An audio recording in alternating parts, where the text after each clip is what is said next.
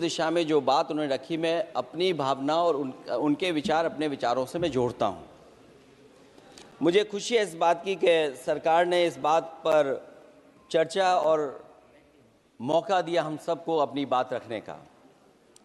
अभी जब मैं भारतीय जनता पार्टी के माननीय सदस्य जी का सुन रहा था बात, तो वो बिहार का इलेक्शन और आने वाले भविष्य में जो उत्तर प्रदेश का इलेक्शन है उस पर भी काफ़ी चर्चा कर रहे थे। सभापति महोदय, मैं कुछ बातें ऐसी कहना चाहता हूं जो हम लोगों ने अपनी आंखों से देखा, और जिस इलेक्शन कमीशन से हमें ये उम्मीद थी कि निष्पक्ष काम होगा, निष्पक्ष कार्रवाई होगी, वो हमें कहीं देखने को नहीं मिली। मैं सबसे पहला उदाहरण ये देना चाहता हूं कि एक रामपुर का बाई इलेक्शन जो लोकसभा का हुआ, जब लोकसभा का चुनाव बाई इलेक्शन रामपुर का हो रहा था, तो भारतीय जनता पार्टी की सरकार के मुख्यमंत्री जी और पूरी भारतीय जनता पार्टी ने यह तय किया था कि समाजवादी पार्टी यहां से नहीं जीतेगी, यहां से भारतीय जनता पार्टी जीतेगी। और ये आशंका हम लोगों को थी कि हर तरीके से हम लोगों को दबाया जाएगा, हर तरीके से चुनाव में धांधली की जाएगी। और जिस समय चुनाव शुरू हुआ वो चीजें हम लोगों को देखने को मिली। सभापति महोदय, वोटिंग के दिन, जिस दिन वोट पड़ रहा था, उस दिन हम लोगों ने देखा कि किस तरीके से पुलिस और पूरा प्रशासन इस बात पे लगा हुआ था कि कोई भी वोटर घर से न निकले। रामपुर का बाई इलेक्शन हमने ऐसा देखा जहां पर पूरा पुलिस प्रशासन, भारतीय जनता पार्टी की सरकार ये कोशिश में लगी थी कि मतदाता बाहर ना निकले, और पहली बार भारतीय जनता पार्टी वहां से चुनाव लोकसभा का जीती। ये बाई इलेक्शन लोकसभा की बात कर रहा हूं मैं। और एक एक घटना की सूचना हम लोगों ने इलेक्शन कमीशन को दी है। एक एक घटना के पुलिस क्या कर रही है, पुलिस कहां बैरिकेडिंग लगाई है, पुलिस कहां रोक रही है, कौन पुलिस का अधिकारी कहां जा रहा है, डीएम क्या कर रहे हैं, कमिश्नर क्या कर रहे हैं। और उसके बावजूद भी इलेक्शन कमीशन ने एक भी किसी के खिलाफ कार्रवाई नहीं की। अध्यक्ष महोदय, जब हम ये बात समझ गए कि इलेक्शन कमीशन बायस्ड है, अध्यक्ष महोदय, ये जो नए नए लोग इधर से उधर खिसक गए हैं, या ना बोले तो अच्छा ही है। एक मिनट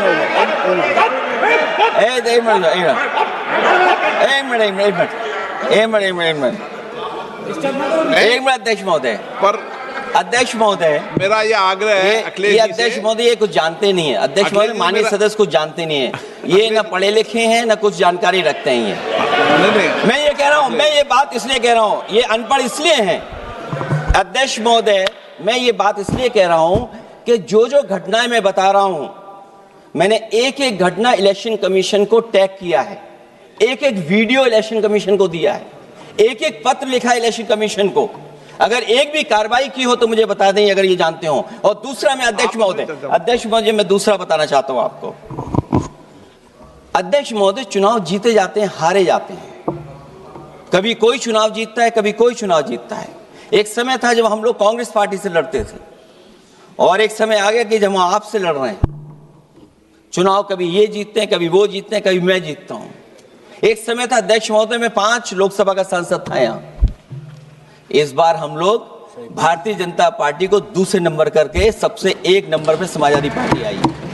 और अध्यक्ष महोदय, ये जहां से आपने कम्युनल पॉलिटिक्स शुरू की थी, जहां से आपने कम्युनल माहौल बनाया था देश में, उस अयोध्या से अगर कोई जीता है तो हमारे समाजवादी पार्टी के अवधेश जी जीत करके आए। ये चुनाव जीते जाते हैं, हारे जाते हैं, लेकिन जिस संस्था की जिम्मेदारी है निष्पक्ष रहना, वो आखिरकार संस्था निष्पक्ष क्यों नहीं है, सवाल ये है। और सवाल मैं यहां से उठाता हूं बाई इलेक्शन का। मैं 3 बाई इलेक्शन का उदाहरण देना चाहता हूं आपसे अध्यक्ष महोदय। नहीं, बाई इलेक्शन पर चर्चा नहीं हो रही। नहीं, मैं नहीं, जब तक आप अध्यक्ष महोदय चीज जानोगे नहीं, अगर मैं एग्जांपल नहीं दूंगा कि इलेक्शन कमीशन क्या कर रहा है, तो अब मैं रिफॉर्म क्या मांग करूंगा। अध्यक्ष महोदय, जब तक मैं घटना नहीं बताऊंगा, मैं पहला बाई इलेक्शन बताना चाहता हूं। ओके, मान्य, आपका नंबर आ गया। अगर आप रिफॉर्म पे बात कर रहे हैं तो आपको घटनाएं क्या हुई वो बात तो करनी पड़ेगी। बोलिए। अध्यक्ष महोदय, मैं बाई इलेक्शन मिल्कीपुर की बात करना चाहता हूं। बाई इलेक्शन मिल्कीपुर जो अयोध्या क्षेत्र में आता है। इलेक्शन कमीशन को हम लोगों ने शिकायतें की, यहां धांधली होने जा रही है, चुनाव को हराया जाएगा। वहां की सरकार ने मिलकर के किस अधिकारी को पोस्ट करना है, किसको प्रिसाइडिंग ऑफिसर बनाना है, और हम लोगों ने रंगे हाथ पकड़ा लोगों को। एक व्यक्ति को पकड़ा, वो 6 वोट के डाल के आ रहे थे। एक व्यक्ति को पकड़ा जो दूसरी विधानसभा से थे। एक मंत्री जी भाग गए जो हजारों लोगों को लेकर के उस विधानसभा में आए हुए थे। तो ये बातें मैं इसलिए बता रहा हूं कि अगर हमें रिफॉर्म करना है तो रिफॉर्म तभी संभव है जब हमारा इलेक्शन कमीशन निष्पक्ष होगा। इसलिए अध्यक्ष महोदय, मैं कांग्रेस पार्टी के सुझाव से सहमत हूं कि पहला सुझाव उन्होंने दिया है, और हम समाजवादी पार्टी के लोग भी ये मानते हैं कि जो इलेक्शन कमीशन के अपॉइंटमेंट का जो तरीका है वो तरीका बदला जाए। वो कम से कम ऐसा हो, पारदर्शी हो, निष्पक्ष हो, दिखे कि हमारी भी कुछ भागीदारी है। क्योंकि जो व्यवस्था पहले थी उस व्यवस्था को अगर बदलने का काम किसी ने किया तो भारतीय जनता पार्टी ने किया है। इस व्यवस्था को बदलने का जो सुझाव कांग्रेस पार्टी की तरफ से है उस सुझाव से हम सहमत हैं। दूसरा सुझाव जो कांग्रेस पार्टी ने दिया है, थोड़े दिनों बाद सुधार आया है कांग्रेस में, इसके लिए हम उनको धन्यवाद और बधाई देते हैं। उन्होंने कहा, और अध्यक्ष महोदय मेरा भी सुझाव है कि इलेक्शन बैलेट पेपर से होना चाहिए, और इसलिए होना चाहिए कि बहुत प्रश्न लग रहे हैं, बहुत उंगली उठ रही है। इलेक्ट्रॉनिक चीजों पे बहुत सवाल खड़े हो रहे हैं, और केवल भारत के अंदर लोकतंत्र में नहीं, दुनिया के लोकतंत्र में। और ये जो लोग कुछ कह रहे हैं इलेक्ट्रॉनिक की बात और टेक्नोलॉजी की बात कर रहे हैं, मैं उनसे कहना चाहता हूं कि भारत और जर्मनी की तुलना कर लें, भारत और अमेरिका की तुलना कर लें, भारत की और जापान की तुलना कर लें, हम कहां खड़े हैं। अगर वो संपन्न देश जो टेक्नोलॉजी में हमसे कई गुना आगे हैं, अगर वो स्वीकार नहीं कर रहे ईवीएम, तो आखिरकार हम ईवीएम को क्यों स्वीकार कर रहे हैं। अगर उन देशों में लोकतंत्र है और बैलेट से वोट पड़ रहा है तो यहां पर भी बैलेट से वोट पड़ना चाहिए। और जो मेरी जानकारी जहां तक पहुंचती और जानकारी है मुझे, वो जानकारी ये कहती है कि जर्मनी में अगर आप ईवीएम से वोट डालेंगे तो वो अनकॉन्स्टिट्यूशनल माना जाएगा। सोचो, जर्मनी जैसा देश बैलेट पेपर से वोट डलवा रहा है, तो आखिर भारत जैसा देश हम बैलेट पे क्यों नहीं जा रहे हैं। जो रिफॉर्म की बात आई है, सबसे पहला सवाल यही है कि रिफॉर्म का मतलब क्या होता है। जब कोई चीज अपने मूल रूप स्वरूप में होती है तो उसे फॉर्म कहते हैं। जो वो मूल फॉर्म को खो बैठती है तो डिफॉर्म हो जाती है, और फिर उसी मूल फॉर्म में ले जाने का जो प्रयास होता है वो रिफॉर्म कहलाया जाता है। अध्यक्ष महोदय, सवाल ये भी है कि रिफॉर्म की जरूरत क्यों पड़ी, हमारी चुनावी प्रक्रिया खराब क्यों हुई, उसे खराब किसने किया। किसी भी चीज के खराब होने के 2 कारण होते हैं। एक ये कि उसे बाहरी लोगों ने खराब किया, और एक ये कि उसके अंदर से ही किसी ने खराब किया या किसी ने अपने स्वार्थ के लिए करवाया। तो अध्यक्ष महोदय, आज ये अजीब हालत है कि बाहर से ज्यादा चुनावी प्रक्रिया अंदर से खराब हुई है। और ये उदाहरण इसलिए मैं देना चाहता था बाई इलेक्शंस के और लोकसभा के इलेक्शन का, क्योंकि जिस तरह की शिकायतें की गई थीं, अध्यक्ष महोदय, एक भी शिकायत पे कार्रवाई नहीं हुई। एक और मैं उदाहरण देना चाहता हूं, फर्रुखाबाद का चुनाव लोकसभा का, हालांकि और लोकसभा के चुनाव को मैं नहीं कहूंगा, लेकिन फर्रुखाबाद का लोकसभा का चुनाव जो पिछली बार 2024 में बड़े करीब से मैंने देखा। वहां के जिलाधिकारी, वहां का पुलिस का प्रशासन पूरे दिन लाठी चलाता रहा, और कभी लाइट जाती थी, कभी लाइट आती थी। जब हम लोगों ने जानकारी करने की कोशिश की कि आखिरकार क्यों हो रहा है, तो पता लगा कि उन्हें रिजल्ट बदलना है। तो उत्तर प्रदेश का इस तरह एक रिजल्ट नहीं बदला गया, कई जगह रिजल्ट बदला गया। हम इलेक्शन कमीशन के सामने खड़े रह गए कि इलेक्शन कमीशन को बताते रहे कि धांधली हो रही है, लेकिन इलेक्शन कमीशन ने कोई सुनवाई नहीं की। ये केवल लोकसभा में नहीं, मैं फिर लौट करके आता हूं, जितने भी बाई इलेक्शन हुए हैं वहां पर वोट चोरी अध्यक्ष नहीं हुई, वोट डकैती हुई है। और मैं फिर कहता हूं, जहां जहां आप लोग जीते हो बाई इलेक्शन में, अभी 27 भी आने वाला है, अगर एक भी लोग वो जो विधानसभा आप जीत करके दिखा देना, मैं on the floor of house कह रहा हूं अध्यक्ष महोदय, अगर निष्पक्ष चुनाव होगा तो एक भी भारतीय जनता पार्टी वहां पर सीट नहीं जीतने वाली है। दूसरा कि जो समय समय पर पैसा आ जाता है अकाउंट में, ये लोकतंत्र को सबसे ज्यादा कमजोर कर रहा है। 10,000 बिहार में बांट दिए। अभी सुना है कि बहुत सारी महिलाओं ने कई जिलों में आंदोलन किया है, वो 10,000 के वादे से मुकर रहे हैं लोग। और मुझे याद है कि जिस समय उत्तर प्रदेश में मैं फ्री मोबाइल देने जा रहा था, कैबिनेट से मैंने पॉलिसी पास की थी, लेकिन यही बीजेपी के लोग चिल्ला चिल्ला करके उसको कह रहे थे कि चुनाव को इन्फ्लुएंस करने के लिए ये पॉलिसी लेकर के आए हैं, ये बांटने जा रहे हैं, और उसको रोक लगवाने का काम इलेक्शन कमीशन से किसी ने किया था, तो वो भारतीय जनता पार्टी थी। तो एक तरफ तो अपना पैसा दे रहे हैं आप, दूसरी तरफ कोई जनता के लिए अगर कोई पॉलिसी लेकर के आ रहा है उसको रोकना चाहते हैं। ये भेदभाव अगर किसी ने देखा है तो हम लोगों ने देखा है। फिर तीसरा, हम चाहते हैं कि मीडिया का जो रोल है चुनाव में, कुछ बात हम लोगों को समझ में नहीं आती।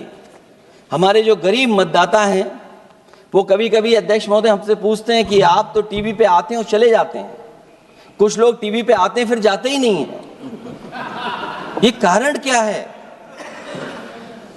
अगर इलेक्शन के समय पर हम पॉलिटिकल पार्टीज को स्पेस अगर बराबर नहीं मिलेगा तो शायद चुनाव निष्पक्ष नहीं होंगे। इसलिए अध्यक्ष महोदय, आपके माध्यम से मेरा सुझाव ये भी है कि चाहे वो प्राइवेट हो चाहे सरकारी हो, मीडिया में बराबर का कहीं ना कहीं हम लोगों को भी स्पेस मिलना चाहिए। इधर एक नई चीज है, नया जमाना है, तो नई चीज है सोशल मीडिया। पहली बार देखने को मिल रहा है कि जहां पर इमेज बनाने के लिए पैसा नहीं खर्च किया जा रहा अध्यक्ष महोदय, दूसरे की इमेज कैसे खराब की जाए उसके लिए पैसा खर्च किया जाता है। जो नकारात्मक जितना कैंपेन है, मैं अध्यक्ष महोदय दावे के साथ कह सकता हूं, हमारे पास कोई एजेंसी नहीं है, कोई सोशल मीडिया टीम नहीं है जो हम नेगेटिव कैंपेन रन कराते हो, लेकिन भारतीय जनता पार्टी के पास हजारों ऐसे लोग हैं और हजारों करोड़ रुपए इस बात के लिए खर्च करते हैं कि नेगेटिव कैंपेन कैसे रन किया जाए। और जितना जितना चुनाव करीब आता है उतना सोशल मीडिया से लेकर के हर प्लेटफॉर्म पर नेगेटिव कैंपेन अगर कोई कर रहा है तो वो कर रहा है भारतीय जनता पार्टी के लोग। इलेक्टोरल बॉन्ड की तो बात हम इसलिए नहीं करना चाहते हैं क्योंकि हमें तो मिला ही नहीं कुछ। अध्यक्ष महोदय, क्या बात करूं मैं इलेक्टोरल बॉन्ड की? सबसे ज्यादा इलेक्टोरल बॉन्ड अगर किसी को मिले हैं तो सत्ता में बैठे हुए लोगों को मिले हैं। दूसरा कांग्रेस को मिला, कांग्रेस ही हमारे मित्र ऐसे कि हमें नहीं बताते कहां से मिलता है।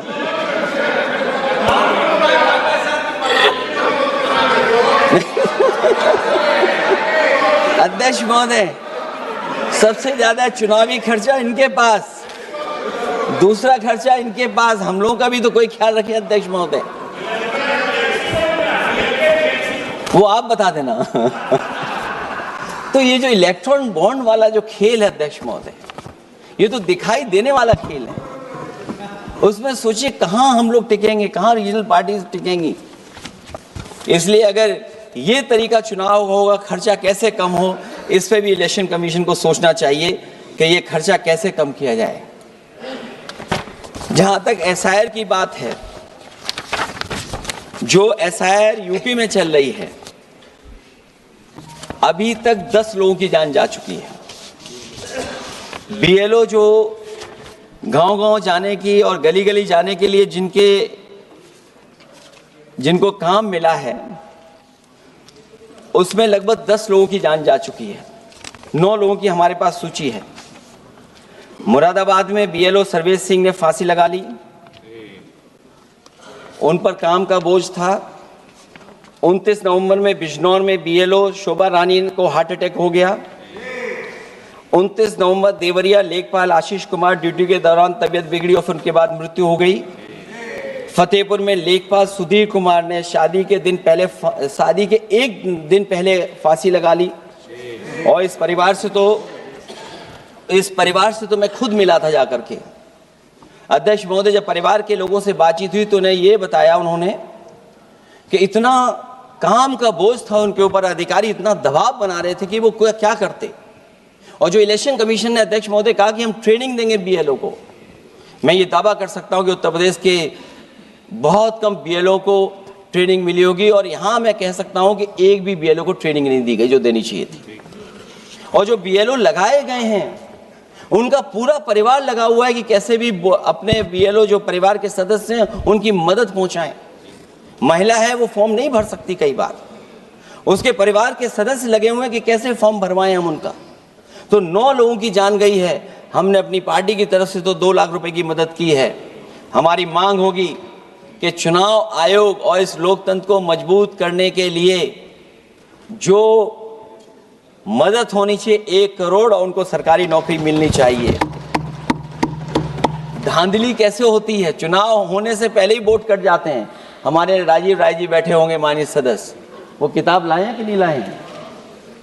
चुनाव घोषित नहीं हुआ वहां पर, लेकिन सरकार के लोगों ने मिलकर के वोट पहले ही काट दिया। अध्यक्ष महोदय, वहीं से दिखा दो, ये लिस्ट है। अगर एक भी इसमें गलत हो तो बता दीजिए, एक भी गलत हो अध्यक्ष महोदय। चुनाव हुआ नहीं उससे पहले इलेक्शन कमीशन ने वोट काट दिए। और कितने वोट काटे हैं? 15,000 वोट काटे हैं। और 2027 के 22 के चुनाव में मैंने आरोप लगाया था कि इलेक्शन कमीशन ने जानबूझ करके और सरकार के लोगों ने मिल करके उत्तर प्रदेश में हर विधानसभा में वोट काटे थे और चिन्हित कर करके वोट काटे थे। और ये चिन्हित किया था कि ये समाजवादी पार्टी का वोट कौन है जिसको काटा जाए, और हजारों की संख्या में वोट काटे थे। और जब इलेक्शन कमीशन से हम लोगों ने शिकायत की तो उन्होंने एफिडेविट मांगे थे। मैंने हजारों लोगों के एफिडेविट दिए थे अध्यक्ष महोदय, और ये कहा था कि ये जिंदा थे। 17 में वोट डाला उन्होंने और 22 में जाकर के उनका वोट कट गया है। लेकिन किसी भी अधिकारी के ऊपर अभी तक इलेक्शन कमीशन ने कोई कार्रवाई नहीं की। इसलिए सुधार की ये प्रक्रिया चुनाव आयोग से ही शुरू होनी चाहिए। चुनाव आयोग को निम्नलिखित बातों का सुधार करना ही होगा अध्यक्ष महोदय। चंडीगढ़ में कैमरे के सामने की चोरी पर, बंदूक तानकर वोटरों को वोट डालने से रोकने पर, उपचुनाव में चुन चुनकर एक अधिकारी पोस्ट करने पर, जीतने के बाद भी सर्टिफिकेट बदल देने पर, चुनाव आयोग को हमारे द्वारा दिए गए हजारों एफिडेविट्स प्राप्त न होने की झूठी बात पर, जबकि हमारे पास जमा करने की रसीद है, वॉशिंग मशीन फार्मूले पर जिसमें एक दिन पहले का भ्रष्टाचारी अगले दिन भद्राचारी हो जाता है और ऊंचे पद पर बैठा दिया जाता है, सत्ताधारियों के पैसे बांटने पर पकड़े जाने पर, सिद्धांतहीन राजनीति पर भी होना चाहिए, चुन चुनकर पीडीए के वोट काटने पर भी होना चाहिए, नकली वोटर से वोट डलवाने पर भी, नकली आधार कार्ड बनाकर चुनावी खेल करने पर, एक वोटर के द्वारा कोई वोट डालने पर, चुनाव के दौरान योजना चलाकर घूस देने पर। और अध्यक्ष महोदय, मैं ये जरूर कहना चाहूंगा कि जब 1 नेशन 1 इलेक्शन की बात हो रही है और अभी सत्ता पक्ष के माननीय सदस्य ने कहा कि वो एक वोटर लिस्ट भी करा देंगे, ये बात मैं कह दूं अध्यक्ष महोदय, उन्होंने ये कहा कि 1 नेशन 1 इलेक्शन तो होगा ही होगा, लेकिन एक वोटर लिस्ट भी एक होगी। हमें उम्मीद है कि वोटर लिस्ट एक होगी और वोटर कार्ड ऐसा बने। अभी तक तो हम आधार कार्ड के लिए मांग करते थे। देश के प्रधानमंत्री जी कहते हैं कि हम तो कई समस्याओं का समाधान कर चुके हैं, सेल्फ एफिडेविट, सेल्फ अटेस्टेड अगर आप दे देंगे डेट ऑफ बर्थ तो हम स्वीकार कर लेंगे। लेकिन अब सुनने में आ रहा है यूपी में आधार ही को स्वीकार मान ही नहीं रहे हैं उसको। आधार जैसा कार्ड जो जिसमें सब कुछ डॉक्यूमेंटेड है, आपके फिंगर्स हैं, आपकी आई है, आपका पूरा डिटेल है, उसके बाद भी आप आधार को नहीं मान रहे।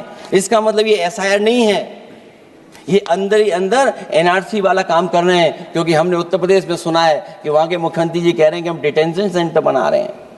भाई एसआईआर में जिसका नाम नहीं उसके लिए डिटेंशन सेंटर की जरूरत है?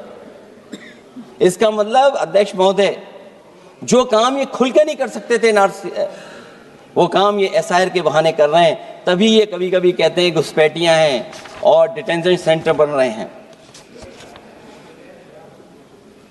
दरअसल सबसे बड़े सुधार की जरूरत यह है कि लोकतंत्र में फिर से भरोसा जगाया जाए। ईवीएम को हटाकर बैलेट से चुनाव कराए जाएं। चुनावी धांधली होने पर तय समय सीमा में कार्रवाई हो। विपक्षी अनदेखी न की जाए, विपक्षी शिकायतों पर पक्षपात न हो। चुनाव आयोग निर्भीक हो। चुनाव आयोग सरकार के इशारे पे काम न करे। चुनाव आयोग निर्भीक हो। चुनाव आयोग एक विचारधारा के लोगों का गुट बनकर न रह जाए। चुनाव आयोग ईमान की लगाम कभी न छोड़े। चुनाव आयोग ये ऐतिहासिक जिम्मेदारी समझे कि उसकी आज की गलती देश के भविष्य की सदियों के लिए बर्बाद कर सकती है। सबसे बड़ा सुधार यही है कि चुनाव आयोग अंतरात्मा की आवाज सुने और सच्चे देश प्रेम को दिखाते हुए खुदगर्जी की सियासत करने वालों के हाथ की कठपुतली न बने। हमें उम्मीद है कि कुछ लोगों की वजह से चुनाव आयोग की जो छवि खराब हुई है वो अब और नहीं होगी।